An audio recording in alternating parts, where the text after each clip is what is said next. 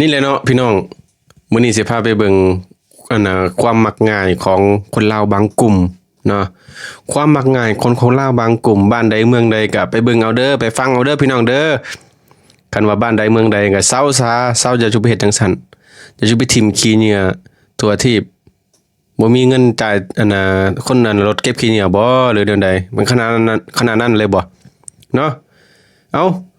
ไปฟังกันนะเอื้อยเนี่ยเอื้อยเราจมเนาะคนลาวเฮาจมเนาะฟังเอาไปเบิ่งเอาหน่วยงานใดหน่วยงานที่เกี่ยวข้องก็ไปเก็บไปเมียนเด้อโอ้ยตายละเอ้าพี่น้องไปเบิ่งอันนี้ความมักง่ายของคนลาวบางกลุ่มเด้ออันนี้เด้อนี่แหละเป็นเหตุผลที่เป็นหยังบ้านเมืองจังบ่เจริญนำเข้าจักเถื่อเนาะก็ย้อนคนพวกนี้เข้าใจบ่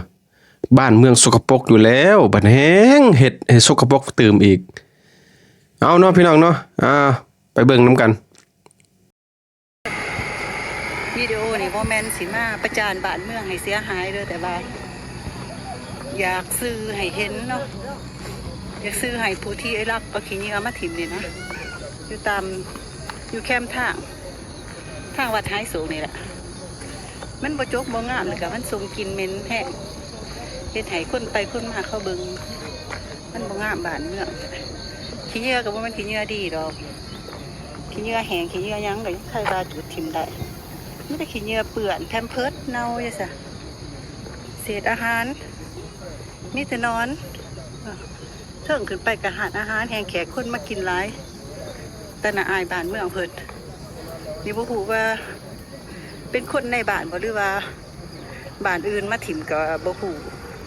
มีแต่ฝากจะฝากกองร้อนบ้านและบ้านผู้ม่วงคณะบ้านให้มาสอกหาให้มาเบิ่งมาแล้วจับตัวผู้ที่รักเอาขี้เหงื่อมาถิ่มสิปั๊บไหมเอาเงินมาจากรถขี้เหงื่อเพิ่นมาเก็บไปเมียนมันเน่าแห้งสะสมแห้งเน่าทรงกินเหม็นแห้ง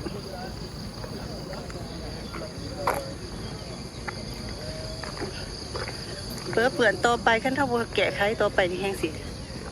ล่ามสิร้าย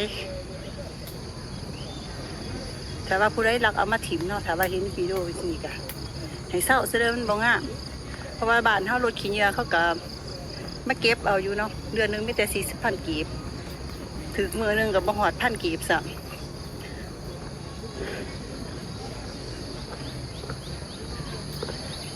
เฮามักง่ายแต่ว่าเฮ็ดยากคนอื่นเห็นแก่โตขี้เหงื่อเปื้อนก็ยังตัวเองยังบ่อยากปาไว้เนาะถ้ามันงามคือบ่ปาไว้อยู่เฮือนตัวเองค่ะนะมันเหม็นมันเน่าแล้วมาถิ่มไปจังซี่มันมีความรับผิดชอบเอากองร้อนบ้านผู้ม่วงคณะบ้านผู้ม่วงลงมาเฮ็ดเวียกเบิ่งในเด้อลงมาจับเอาผู้ใด